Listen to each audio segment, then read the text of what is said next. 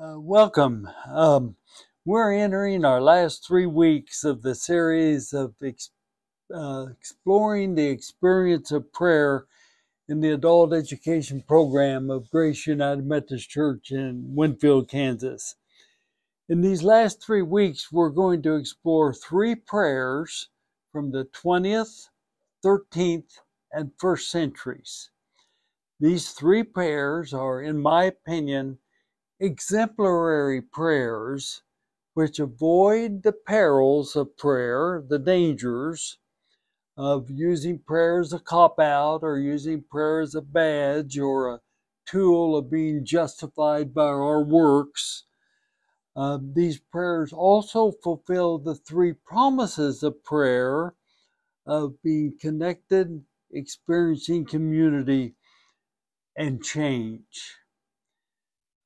This week, we begin with a 20th century prayer written by Alan Paton. Paton is not a household name, but he was a faith-driven author of Cry the Beloved Country. His life embodied a commitment to, as an Anglo-South African, lead the anti-racist movement in his home country.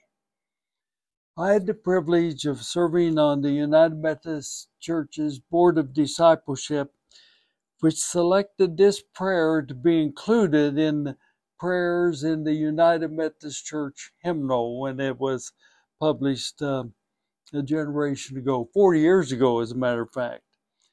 And it is number 456 in our hymnal, and I'm reading it. Now, one thing, there's a word succor in it, S-U-C-C-O-R, that's not common in our usage of the English language, but what that means is a helping hand or being of aid to another, and I'm going to substitute helping hand for succor. But this is the prayer. O Lord, open my ears that I may open my eyes, open my eyes that I might see the needs of others.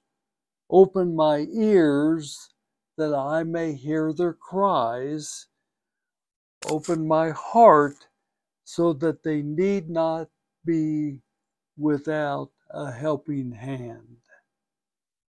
Let me not be afraid to defend the weak because of the anger of the strong, nor afraid to defend the poor because of the anger of the rich. Show me where love, hope, and faith are needed, and use me to bring them to those places. And so open my eyes and ears that I may this coming day be able to do some work of peace for thee. Amen. Now, this and other prayers led me to offer as a working definition for the past 4 months of our journey together that prayer is to align with the divine. And in writing this prayer, a prayer that, by the way, Alan Paton lived his life as this prayer expressed, was to align with the divine. You see, this prayer avoids the first peril of prayer to substitute the act of prayer as a cop-out for really serving others. It avoids the second peril of prayer to use prayer as a badge that we wear in proof that we follow Jesus. Indeed, the fruits of following Jesus is to defend the poor and weak in spite of the anger of the strong, according to this prayer, and to bring faith, hope and love to places of need.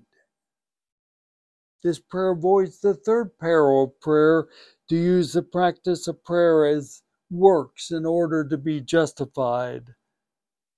The works needed, we're justified by prayer, we're justified by faith, bringing peace in the community in the coming day where I live without delay.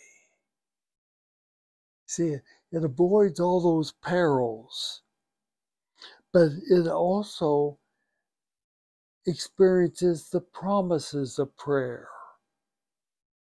The promise of connection is experienced in this prayer. Prayers pray to the Lord, to whom they have surrendered to the extent that their Lord will open their eyes and open their ears and open their hearts. That's being connected to the divine. The second promise of prayer, the promise of community, is experienced in this prayer. The cries of others are the call to servanthood. To see, to hear, to defend, to be the vehicles of love and hope and faith. Awareness and attentiveness to the least is the fulfillment of the promise of community, to which all human beings are members one with another in the human community. And the third promise of prayer, the promise of change, dominates this prayer. The prayer is composed by a change agent of peace in a culture dominated by violence, intrigue, and dehumanization. You see, the prayer is changed as eyes and ears are opened, and the prayer is called to be open, to defend, to bring faith, hope, and love, and do some work of peace today. You see, all in this prayer are action words of change and growth in the journey of faith, often enabling acts of charity to become acts of agape love. You see, charity doesn't always involve empathy and sacrifice and servanthood, but for Alan Paton to be aligned with the divine means words of action, changing charity into acts of agape love. You see, this prayer, composed by Alan Paton, creates an understanding that prayer is a prelude to the act of service, empathy, and sacrifice. You see, prayer is not the final chapter in the book of faith. It is rather an introduction to a new way of life.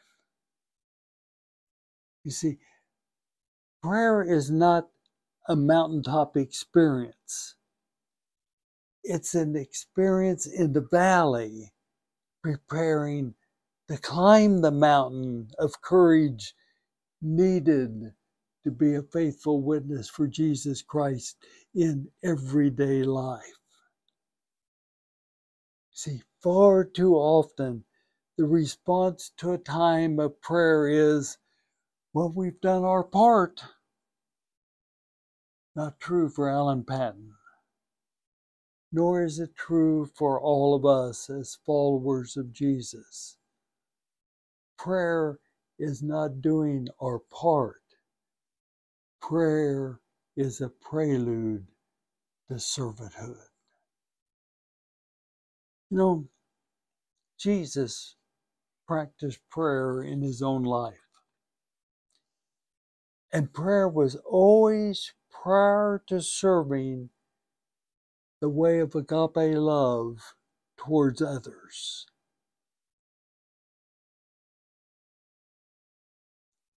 Jesus' time with the Essene community before his public ministry was a time of prayer, not in the mountaintop, not to conclude his life, but to prepare for a way to serve. You know, we often refer to saints who begin the day with their own time and form of prayer, verbal or nonverbal, kneeling or standing, listening or speaking, private or in community. But you know what those saints really have in common? The prayer of Alan Paton. A prayer as a prelude to servanthood. Maybe the practice of the saints is worth consideration for each of us as we follow Jesus, having prayer as a prelude to acts of agape love, aligning with the divine. You're thinking and you'll be in conversation, so here's a couple of questions that might start you on your way. What are your experiences of prayer being the sacred prelude to acts of service? Secondly, what are your experiences of prayer changing an act of charity to an act of peace, justice, and agape love? Thanks for being a part of the journey.